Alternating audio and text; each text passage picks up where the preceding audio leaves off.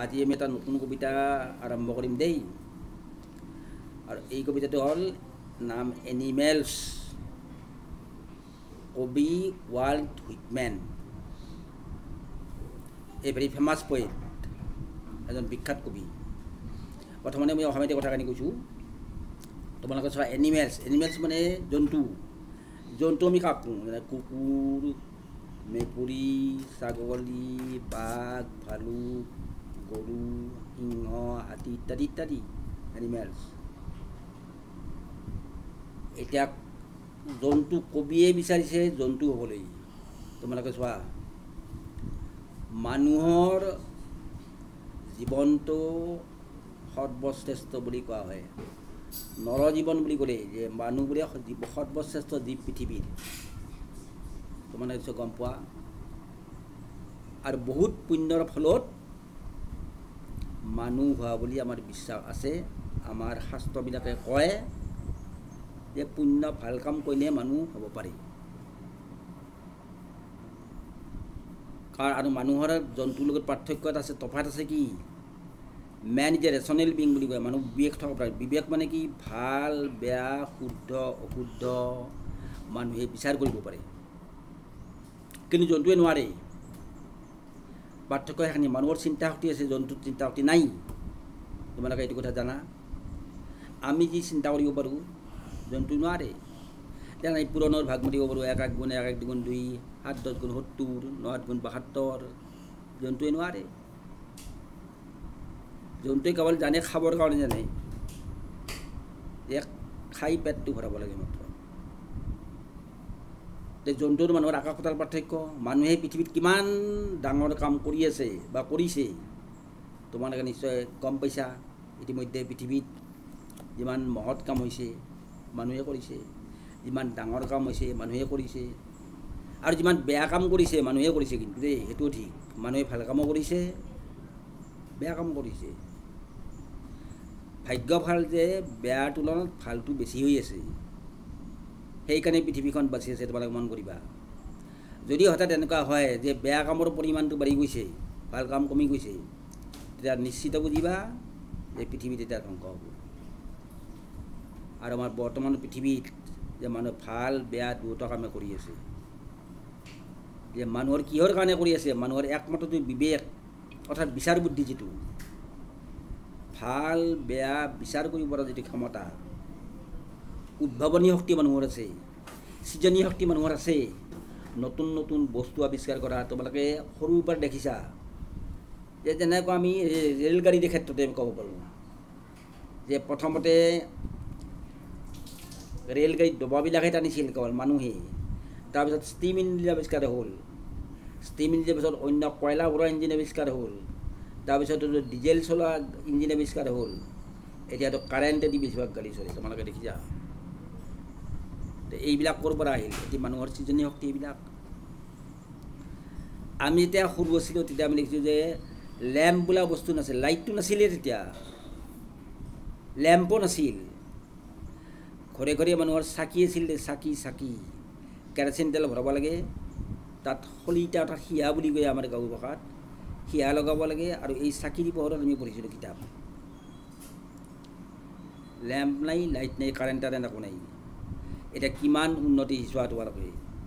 Lamp ওলাল, তাৰপিছত এতিয়া কাৰেণ্ট ওলাল, এতিয়া 24 ঘণ্টা হয়তো কাৰেণ্টে ওলাল। কাৰেণ্টও এতিয়া কাৰেণ্ট গ'লেও মানুহৰ প্ৰব্লেম নাই, কি ইনভাৰ্টাৰ ওলাইছে। গতিকে কিমান সুবিধা। এই উন্নতিবিলাক কোনে কৰিছে? নিশ্চয় আমাৰ নিচিনা মানুহে কোনোবাই কৰিছে।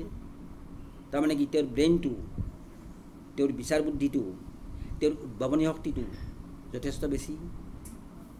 এনেকুৱা মানুহৰ জীৱন, মানুহৰ জীৱনটো সেইকাৰণে শ্ৰেষ্ঠত্ব দাবী কৰিব পাৰে মানুহে। আৰু মানুহে কৰিব পাৰে। আজিকালি চোৱা তোমালোকে যে মানুহৰ নিচিনা মানুহ অৰ্থাৎ ৰবট তৈয়াৰ কৰিছে, গম পোৱা তোমালোকে? ৰবটে মানুহৰ নিচিনা কাম কৰিব পাৰে, বৰঞ্চ মানুহতকৈ বেছি ভাল কাম কৰিব পাৰে ৰবটে। উন্নত যিবিলাক জাপান বিশেষ কৰি ৰবটৰ ক্ষেত্ৰত বিশেষ আগবঢ়া, যে তাত ৰেষ্টুৰেণ্ট মানে হোটেল দোকান এইবিলাকৰ ৰবটে চলায়। যি লাগে ৰবটে তৎক্ষণাত যোগান ধৰে। তাৰমানে এই মানুহৰ নিচিনা মানুহক উদ্ভাৱন কৰিছে কোনে? মানুহে। যে এনেকুৱা অমূল্য মানৱ জীৱন বুলি কোৱা হয়। এই জীৱনটো এৰি কবিয়ে জন্তু ক'বলৈ বিচাৰিছে। চোৱা যে জন্তুৰ কিন্তু এইবিলাক উদ্ভাৱনী শক্তিও নাই, তাৰ বিচাৰ বুদ্ধিও একো নাই, কেৱল সিহঁতে খাব জানে আৰু বাকী অন্য কামবিলাক সিহঁতে জানে। আমি যেনেকৈ পায়খানাত যাওঁ, জন্তুৰ পিছত পায়খানা নাই, সিহঁতে য'তে য'তে পায়খানা কৰে, পেচাব কৰে, তাৰমানে তাৰ বিচাৰ বুদ্ধি নাই। এতিয়া কবিয়ে কৈছে কি যে মই মানুহৰ পৰা জন্তু হ'বলৈ বিচাৰিছোঁ। দি কুৱেশ্যন ইজ ভেৰি টাফ। প্ৰশ্নটো আমি জানিব লাগিব কিয় কবিয়ে জন্তু হ'বলৈ বিচাৰিছে, তাৰ নিশ্চয় কাৰণ থাকিব লাগিব। আৰু এই কাৰণটোৰ কাৰণে আমাক এই কবিতাটো দিছে পঢ়িবৰ কাৰণে। এটা আচলতে অতি সুন্দৰ কবিতা। কি কাৰণে সেই কাৰণটো মই কেইটামান তোমালোকক কৈছোঁ বস্তুটো, যে জন্তুৰ কিন্তু যদিও জন্তুৰ বিচাৰ বুদ্ধি নাই, সিহঁত কিন্তু যিখিনি পায় তাতেই সন্তুষ্ট। তোমালোকে নিজক প্ৰশ্ন সোধা এতিয়া, তোমালোকে যিখিনি পায় তাতে সন্তুষ্ট নে? একাকাৰে উত্তৰ দিবলৈ মুঠেও নহয়। আমাক কেৱল লাগে লাগে আৰু লাগে। আমাৰ অভাৱৰ অন্ত নাই, লাগাৰ আমাৰ সীমা নাই। আমি পাৰিলে গোটেই পৃথিৱীখনে গ্ৰাস কৰিব খোজে এজন মানুহে। এতিয়া দেখিছা তোমালোকে যে পৃথিৱীত চাৰিওফালে কেৱল প্ৰতিযোগিতা চলিছে, চব ক্ষেত্ৰতে প্ৰতিযোগিতা, দেশে দেশে প্ৰতিযোগিতা, অকল মানুহৰ মাজতে নহয়, দেশে দেশে প্ৰতিযোগিতা চলিছে বিভিন্ন ক্ষেত্ৰত।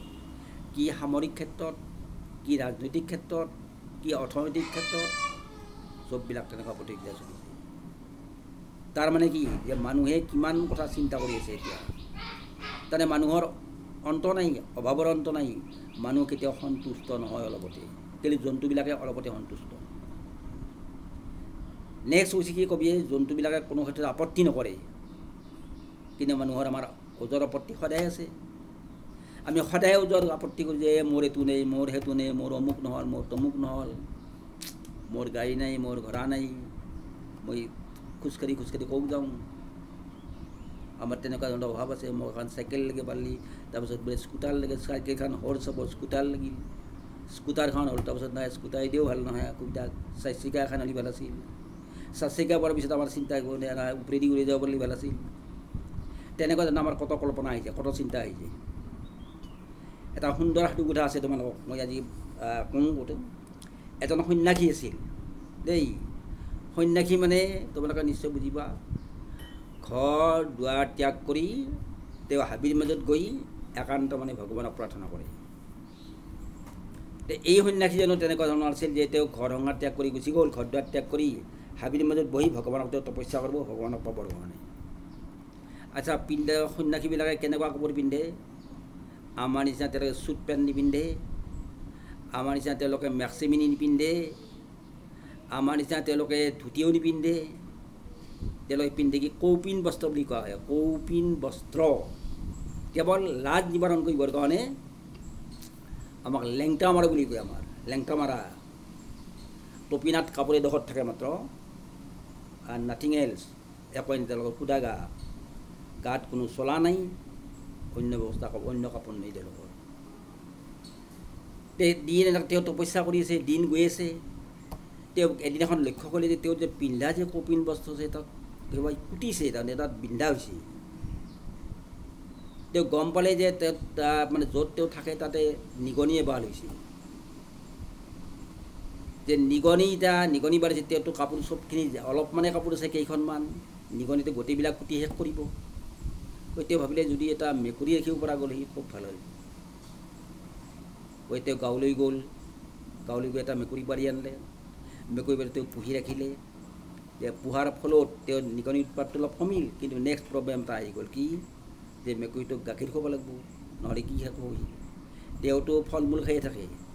আৰু জানা তোমালোকে সন্যাসীবিলাকৰ বেছিভাগেই তেওঁলোকে আমাৰ বাটা খাই থকা বুলি কয়। সন্যাসীবিলাকৰ ক্ষমতা আছে তেওঁলোকে যে খাদ্য নোহোৱাকৈ তেওঁলোকে কেইবাদিনো চলিব পাৰে, বা পানী খাই, নিজৰাৰ পানী খাই, ফল মূল খাই তেওঁলোকে জীৱন ধাৰণ কৰে। এই মেকুৰীটোতো তেনেকুৱাটো নচলিব তেওঁৰ, গতিকে মেকুৰীটোক খুৱাব লাগিব। তেওঁ মেকুৰীটোক খুৱাব লাগিলে গাখীৰ লাগিল। তেওঁ এতিয়া গাখীৰৰ ব্যৱস্থা কি কৰে, আকৌ তেওঁ গাঁৱলৈ গ'ল। গাঁৱৰ মানুহক তেওঁ ক'লে কথাটো যে মোক এনেকুৱাকৈ গাখীৰ লাগিছিল, এটা মই মেকুৰী চানা পুহিছোঁ, গতিকে গাখীৰ লাগিব। গাখীৰ মানুহে দিয়ে তেওঁক। অন পে'মেণ্ট কিন্তু পইচা দিব লাগিব নহ'লে এনে কোনে গাখীৰটো গাখীৰ অনাৰ পাছত তেওঁৰ এটা সমস্যা সমাধান হ'ল মেকুৰীটোৰ খাদ্য কেতিয়া ভাবলাক যে এনেকৈ মই সদায় গাখীৰ আনি থাকিম এইটোতো বৰ বেয়া কথা হ'ল কথাটো মই যদি গৰু এটা পুহিব হ'লোঁ হয় মইতো আৰামত মই নিজেও গাখীৰ খালোঁ হয় মেকুৰীটোকো খোৱালোঁ হয় বৰ আৰামত চলি গ'ল এইবাৰ তেওঁৰ মনতে ভাব আহিল কি যে এটা গাই গৰু আনিব লাগে তেওঁ সেইদৰে যোগাৰ কৰিব লাগে গাই গৰু এটাৰ যোগাৰ কৰি গৰুটো পুহিলাক তেওঁৰ গাখীৰৰ সমস্যাৰ সমাধান হ'ল আৰু এটা সমস্যা বাঢ়িল কি সমস্যা বাঢ়িল যে এতিয়া গৰুটো কাই চাৰে কাই হৈ গৰুটো সেইটো এটা সমস্যা হ'ল গতিকে আৰু গৰুটো কি খুৱাব তেওঁ যে নিশ্চয় ঘাঁহ এটা খুৱাব লাগিব তেওঁ তপস্যা কৰি থাকোঁতে যাব তেওঁ নহ'লে গৰুটোক কেতিয়া ঘাঁহ গতিকে এটা যদি মানুহ ৰাখিব পাৰে ধৰি তেতিয়া মানুহটোৱে গৰুটো চালা হয় তেওঁৰ সমস্যাৰ সমাধান হয় আৰু গেল তেওঁ গাঁও যায় আৰু বেছি বেছি ল'ৰা এটা আনলাক ৰাখাৰ কাৰণে আনলাক গৰুটোৰ সমস্যা সমাধান হ'ল নেক্সট এটা সমস্যা হ'ল কি যে এতিয়া ল'ৰাটোক কি হৈ তেওঁতো ফল মূল খায়ে থাকে বেছিভাগে নাখায়েই তেওঁ ইয়াক ভাত খাই দিয়ে চাহ খাই দিয়ে তেওঁ ভাবল যে মই আৰু অন্য নহয় বিয়া কৰাব লাগিল মোৰ যেতিয়া ঘনী আহিব তেতিয়া মই নিশ্চয় মোৰ ঘনীয়ে বাকী সমস্যা সমাধান কৰিব লাগিব গৈ তেওঁ বিয়া কৰাবৰ কাৰণে সিদ্ধান্ত কৰলাক বিয়া কৰালাক তেওঁ এতিয়া গোটেই কথাখিনি একবাৰ চাওঁ তোমালোকে বিয়া কৰাৰ পাছত সমস্যাৰ সমাধান হ'ল কিন্তু তেওঁ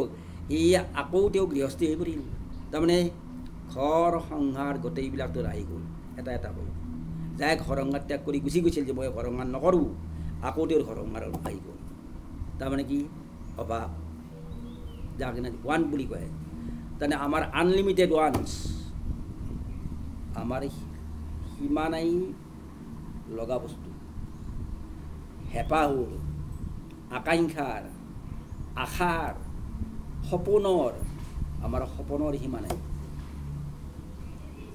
কিন্তু জন্তুৰ এইবিলাক একোৱেই নাই সিহঁতৰ না সপোন না অভাৱ না কথা সিহঁতৰ অকণমান খাই পেটটো সন্তুষ্ট কৰিব বুলি তাৰ হৈ গ'ল কিন্তু মানুহৰ এইটো নহয় সেইকাৰণে মানুহে কি নকৰিবলগীয়া কামো কৰে তোমালোকে দেখিছা পৃথিৱীত যত অপকৰ্ম হৈ আছে মানুহেতো কৰিছোঁ আমি দুনিয়াৰ অপকৰ্ম চুৰি ডকাইতিকে আদি কৰি নৰহত্যা তৰহত্যা চব যিমান বেয়া কাম কৰি আছে পৃথিৱীত ধ্বংস কৰিবৰ কাৰণে বহুতেতো আগ্নেয়াস্ত্ৰ উলিয়াইছে যে পৃথিৱী ধ্বংস কৰিব পৰা চীন আমেৰিকা সেইবিলাকতো তোমালোকে জনা ক'ভিড-19 যিটো সেইটো চীনত বুলি আচলতে এটা জৈৱিক অস্ত্ৰ হিচাপে তেওঁলোকে প্ৰথমতে চেষ্টা আৱিষ্কাৰ কৰিছিল যে দৰকাৰ হ'লে এই কৰোণা যিটো বীজাণু এই বীজাণুৰ দ্বাৰা সমগ্ৰ পৃথিৱী তেওঁলোকে ধ্বংস কৰি পেলাব এনেকুৱা এটা শুনা যায় অৱশ্যে কিমান দূৰ সত্য সেইটো সময়হে ক'ব তাৰ অনুসন্ধান চলি আছে কিন্তু সেইটো বুলি বহুতে অনুমান কৰে আৰু তাৰ ফলত কিবা কাৰণে লিকেজ হৈ গ'ল তেওঁলোকৰ য'ত কাম কৰিছিল বিৰাট বিৰাট ডাঙৰ কাৰখানা এই কাৰখানাৰ পৰা কিবা কাৰণে লিকেজ হৈ গোটেই পৃথিৱী আগুৰি পেলালে এতিয়া আমি যদি লক্ষ্য কৰোঁ যদি এই কথাটো চোৱাচোন তোমালোকে কিমান সাংঘাতিক কথা যে নিজৰ স্বাৰ্থ পূৰণ কৰিবৰ কাৰণে চীনে কি কৰা নাই তাৰমানে সমগ্ৰ পৃথিৱী ধ্বংস হৈ যাওক তেওঁলোকৰ কথা নাই তেনেকুৱা স্বাৰ্থ আমি তেনেকুৱা স্বাৰ্থপৰ আৰু কত তোমাৰ হৈ আছে হত্যাকাণ্ড ডেইলি কিমান হত্যাকাণ্ড হৈ আছে কত ধৰ্ষণৰ কাণ্ড হৈ আছে কত অপহৰণৰ কাণ্ড হৈ আছে তোমালোকে সৰু সৰু ল'ৰা ছোৱালীবিলাক অপহৰণ কৰি লৈ যায় আৰু অপহৰণ কৰি লৈ যায় তেওঁ কি কিছুমানক ভিক্ষা খোজা কামত লগায় কিছুমানক বেয়া কামত লগায় চুৰি কৰিবৰ কাৰণে লগায় কিছুমানক ডকাইতি ট্ৰেইনিং দিয়ে কাই দিয়ে আমাৰ নিচিনা মানুহে দিয়ে তেনেকুৱা ধৰণৰ কাম এতিয়া আমিতো কৰিছোঁ এইবিলাক কাম আজি কেইবছৰমান আগতে কলিকতাত তেনেকুৱা এটা বিৰাট গ্যাং এটা ধৰিছিল কি সৰু স্কুলীয়া ল'ৰা ছোৱালীবিলাকক ধৰি লৈ যায় এচিডত সিহঁতৰ মানে ডাঙৰ ডাঙৰ এচিডৰ ড্ৰাম আছে সেই ড্ৰামত পেলাই দিয়ে পেলাই দিয়াৰ লগে লগে তাৰ গাৰ মাংস টাংস মুহূৰ্ততে শেষ হৈ যায় যে কেৱল হাৰাকাডাল জকা আৰু এই জকা বিদেশত মানে চালান দিয়ে বিক্ৰী কৰে চ' কিমান নিষ্ঠুৰ কাৰ্য এইবিলাক কিমান লোমহৰ্ষক কাম স্কুলীয়া ল'ৰা ছোৱালীক ফুচলাই চকলেট দি অন্য ভাল বস্তু দিম বুলি ফুচলাই লৈ গ'ল লৈ যাই কি হ'ল এচিডৰ ড্ৰামত পেলাই দিলে লগে লগে তাৰ দেহৰ মাংস তেজ আটাইবিলাক নাইকিয়া হৈ গ'ল গলি গ'ল চব কেৱল হাড়কেইডাল থাকিল সেই হাড়কেইডাল কি কৰি বিক্ৰী কৰে তেনেকুৱা মানুহ আছে তেনেকুৱা জীৱিকা চলাই আছে মানুহৰ কিডনী চুৰ কৰি বেচে চকু উলিয়াই নি বেচে মানুহক অপহৰণ কৰি নি তেজ ব্লাড উলিয়াই লৈ যায় গাৰ পৰা সেইবিলাক বিক্ৰী কৰে আমিয়েই কিমান আমি বেয়া কাম কৰি আছোঁ তাৰমানে কবিয়ে কৈছে কি যে মানুহৰ মানৱতা বোলা যিটো বস্তু আমাৰ সমাজত এই মানৱতাৰ স্খলন ঘটিছে মানৱতা নাইকিয়া হৈ গৈছে আৰু সেইকাৰণে জন্তুৰ মাজত কিন্তু এনেকুৱা ধৰণৰ কম্পিটিশ্যনো নাই একো কম্পিটিশ্যন নাই সিহঁতৰ কোৱা মই ডাঙৰ হ'ব লাগে মোক অমুক লাগে মোক তমুক লাগে তেনেকুৱা ন' কম্পিটিশ্যন তাৰ মাজত কোনো কম্পিটিশ্যন নাই কেৱল সিহঁতে নিজক লৈ সন্তুষ্ট যিখিনি পায় তাতেই সন্তুষ্ট কিন্তু মানুহ নহয় আৰু সেইকাৰণে কবিয়ে কি কৰিছে তেওঁ সিদ্ধান্ত আমাক কৈছে যে আচলতে তেওঁ মানুহৰ পৰা জন্তুলৈ পৰিৱৰ্তিত হ'ব বিচাৰে একমাত্ৰ এই কাৰণেই মানুহৰ যি দুঃস্বভাৱ মানুহৰ কুকৰ্ম মানুহৰ যি বেয়া কাম এই বেয়া কামবিলাকৰ কাৰণে আৰু আচলতে তেওঁ এই কথাটো কৈছে যে মানুহৰ গাত কিছুমান সদ্গুণ আছিল যেনেকুৱা দয়া মায়া ক্ষমতা বন্ধুত্ব পৰোপকাৰিতা পৰহিতৈষী স্বভাৱ সহযোগ এইবিলাক কাম মানুহৰ মাজত আছিল আগতে এইবিলাক গুণ এই গুণবিলাক কিন্তু লাহে লাহে আমাৰ মাজৰ পৰা নাইকিয়া হৈ গৈছে তোমালোকে গম পাইছা যে আমাৰ পৰিয়ালবিলাক এটা গাইগুটীয়া হৈ গৈছে আমাৰ পৰিয়ালবিলাক আগতে যৌথ পৰিয়াল আছিল এটা পৰিয়ালতে তাত তেওঁলোকৰ গোটেই বংশটোৰ মানুহ এটা পৰিয়ালত বাস কৰিছিল আমি এনেকুৱা জানো যে বিৰাট ডাঙৰ থাল কাজত যেনেকুৱাকৈ ভাত ৰান্ধে বিৰাট ডাঙৰ থালিত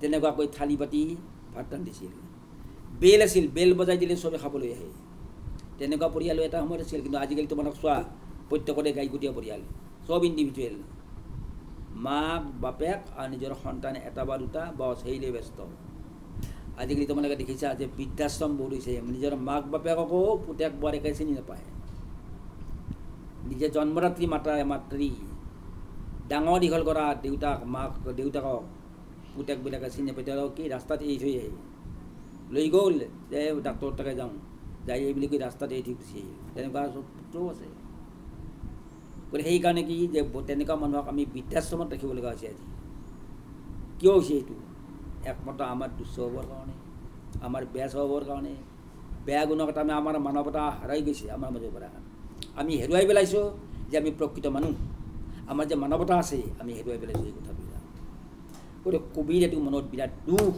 তেওঁৰ ক্ষোভ আচলতে ক্ষোভত তেওঁ কথাখিনি কৈছে কোনো মানুহৰ ইচ্ছা নাই যে তেওঁ আচলতে জন্তু হওক কোনো মানুহৰ ইচ্ছা নাই যে তেওঁ মানৱ জীৱন এৰি আন হওক বেলেগ হওক কিন্তু কবিয়ে আমাক এটা ডাঙৰ শিক্ষা দিবৰ কাৰণে এই কবিতাটোৰ মাজেৰে আমাক তেনেকুৱা এটা ডাঙৰ শিক্ষা দিছে তোমালোকে নিশ্চয় গম পাইছা এতিয়া যে আচলতে কবিয়ে কিয় জন্তু হ'বলৈ বিচাৰিছে একমাত্ৰ মানুহৰ মাজত থকা হিংসা ভাৱ খামখেয়ালি ভাৱ পৰশ্ৰীকাতৰ কোনেও কাকো সহ্য কৰিব নোৱাৰোঁ কাৰো মানে সহযোগ নাই এইবিলাকৰ কাৰণে পৃথিৱীখন লাহে লাহে অতি দুৰ্বিষহ হৈ পৰিছে এতিয়া সহযোগ বোলা বস্তু কাৰো নাই এখন দেশে আন এখন দেশক সহযোগ নকৰে এখন দেশে আন লগত যুদ্ধ বিগ্ৰহ কৰে এচাম মানুহে এটা জাতিৰ মানুহে আন এটা মানুহক জাতিৰ মানুহক ঘিণ কৰে হিন্দুৱে মুছলমানক ঘিণ কৰে মুছলমানে হিন্দুক ঘিণ কৰে খ্ৰীষ্টিয়ানবিলাকক ঘিণ কৰে তাৰ কাৰণে কত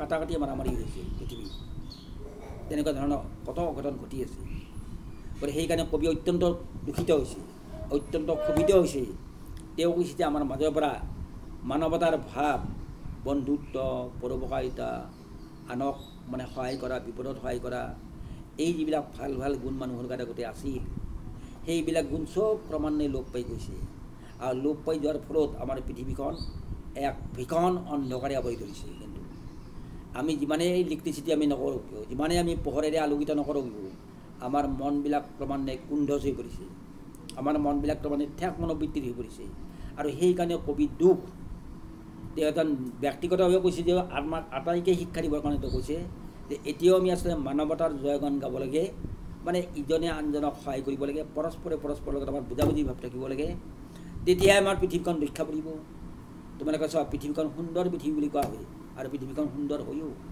মানুহৰ বাস কৰাৰ কাৰণে উপযোগী হৈও পৃথিৱীখন কিন্তু সেই পৃথিৱীখন আমি নিজেই নষ্ট কৰি আছোঁ নিজেই ধ্বংস কৰি আছোঁ তোমালোকে চব পৰ্বত পাহাৰ খান্দি মানুহে তেওঁলোকৰ সুবিধাৰ কাৰণে কি কাম কৰা নাই যাৰ ফলত আজিকালি প্ৰকৃতিৰ বুকুত বিশ্বৰ বুকুত আমি সকলোৱে কওঁ কি হৈছে যে সাংঘাতিক পৰিৱেশ প্ৰদূষণ বুলি এটা বস্তু পৰিৱেশ প্ৰদূষণ হৈছে এতিয়া যাৰ ফলত মানুহৰ বিভিন্ন বেমাৰ আজাৰ হ'ব ধৰিছে তোমালোকে জানা ওজন স্তৰ যাক কয় ওজন স্তৰত বৃদ্ধি হৈছে একমাত্ৰ কিহৰ কাৰণে পৃথিৱীত থকা বিভিন্ন কল কাৰখানা আৱৰ্জনা এইগিলাখান মানে এই বিষাক্ত গেছ এই গেছবিলাকে ওজন স্তৰত বৃদ্ধা কৰি পেলাইছে আৰু তাৰ ফলত সূৰ্যৰ বা অতি বেগুনীয়া ৰশ্মি যাক ওজন স্তৰে বাধা দি আছিল, যিয়ে মানুহৰ কাৰণে অত্যন্ত ক্ষতিকৰ, মানুহ অকল নহয় যে জীৱৰ কাৰণে যি ক্ষতিকৰ, অতি বেগুনীয়া ৰশ্মি, আল্ট্ৰাভায়োলেট ৰে বুলি কয়, আল্ট্ৰাভায়োলেট ৰে। এই ৰশ্মি পৃথিৱীত পৰা মানে পৃথিৱীখন ধ্বংস হোৱা, আৰু সেই ওজন স্তৰৰ মাধ্যমেৰে এই ৰশ্মি পৃথিৱীৰ ক্ৰমান্বয়ে আহি আছে কিন্তু। আৰু ওজন স্তৰ কোনে সৃষ্টি কৰিছে? আমিয়ে। কল কাৰখানাৰ মাধ্যমেৰে গাড়ী মটৰ বাঢ়ি গৈছে, কল কাৰখানা মানুহৰ বাঢ়ি গৈছে, তাৰ ফলত এইবিলাক হৈছে। তাৰমানে পৰিৱেশ প্ৰদূষিত হৈছে, এতিয়া বিশুদ্ধ পৰিৱেশ নাই, চব কলুষিত পৰিৱেশ, আৰু তাৰ ফলত মানুহৰ নতুন নতুন বেমাৰৰ সৃষ্টি হৈছে, যিবিলাক বেমাৰ আগতে আমি নামেই শুনা নাছিলোঁ, তেনেকুৱা বেমাৰৰ সৃষ্টি হৈছে। কোনে কৰিছে? আমি। কবিৰ মতে সেইটোৱে, মানুহে এইবিলাক কাম কৰি আছে। এতিয়া আমি যদি ভাল কাম কৰিব পাৰোঁ, কিয় আমি বেয়া কাম কৰোঁ? কবিৰ প্ৰশ্ন হ'ল এইটো। আমাৰ গাত যদি ভাল গুণ আছিলেই বা আছে, আমি সেই ভাল গুণবিলাক কিয় নেদেখুৱাওঁ? কিয় আমি আনক সহায় নকৰোঁ? কিয় আমাৰ আনৰ প্ৰতি সহানুভূতি নাই? কিয় আমি আনক সহায় কৰিব নোৱাৰোঁ? কিয় আমি আনক দুখীয়া মানুহজনক অনুকম্পা দেখুৱাব নোৱাৰোঁ? তেওঁৰ কুৱেশ্যন এইবিলাক। যিটো জন্তুৰ মাজত কোনো প্ৰতিযোগিতা, আমি প্ৰতিযোগিতাত মৰোঁ কিয় আমি প্ৰতিযোগিতাত নামি আছোঁ? কবিৰ সেইটো হ'ল দুখ। So' he wants to become an animal. থুলমূলকৈ ক'ব দিয়াৰ কথাখিনি এইখিনি কথা। এতিয়া মই তোমালোকক ইংৰাজীত কথাখিনি অলপ কৈ দিওঁ যে in the poem animals the poet Walt Whitman. Now let us come to the point in English. In this poem, the poet Walt Whitman has given a pen picture to us regarding the inhumanity of mankind. He says that he feels more at home with animals than humans. This is the main theme of the poem. He feels more at home with animals than humans. That means he is fond of living with animals. He is not fond of living with human beings. But we the humans want to live in society. We want to live with our friends, relatives, etc., etc. But the poet does not want to do so. What for? Because of the inhuman activities done by the human beings. What are the inhuman activities? The inhuman activities means lack of friendship, lack of cooperation, lack of unity, lack of non-cooperation, etc. among us. That means we don't help others, we don't cooperate with others, we have no unity among them ourselves.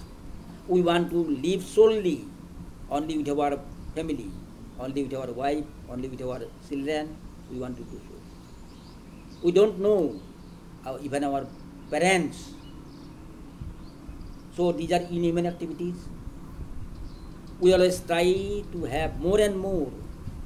We always try to acquire more and more.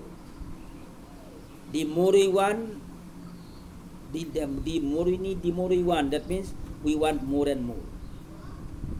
Our wants are unlimited. So, destruction. So, the society has become polluted because of our unlimited wants. And the poet has wanted to tell us that we should avoid all these bad things in order to make this earth a living place for human beings, a suitable place for human beings. Just like heaven, we know that heaven is very comfortable. It is our motto. It has been depicted in our Shastras, in our Upanishadot, Mahabharata, the Ramayana, the Vedas, all these religious books tell us that heaven is the heaven or the abode of the gods and goddesses, and they live there comfortably. The question is that the poet has asked us, why can't we make this earth a heaven? If we try, if we have a mind to do good deeds, it is also possible for us to turn this earth into a heaven. Just like the animals, they don't want to quarrel with others, they don't want to compete with others, They are satisfied with their own lot. Why can't we be satisfied with our own lot?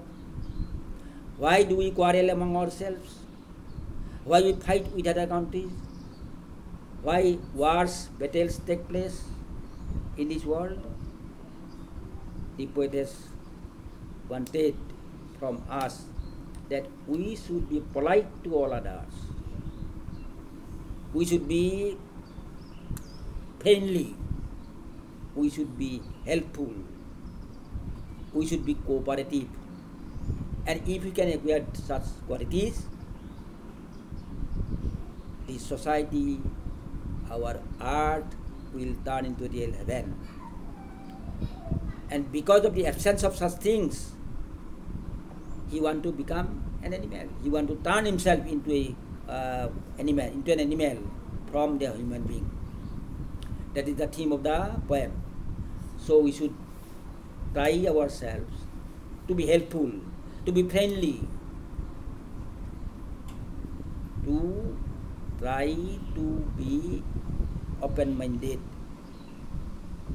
to think everybody as our own brother, as our own sister, as our own relatives. No casteism, no religionism, no barren religion should not be here. This world is ours, and all the people living here, whether he is white or black, whether he is rich or poor, whether he is young or old, no question. We are all alike, we are all same, and we are all brothers and sisters. If we can attain this motto, then we shall be able to live in this earth peacefully. So, thank you for this.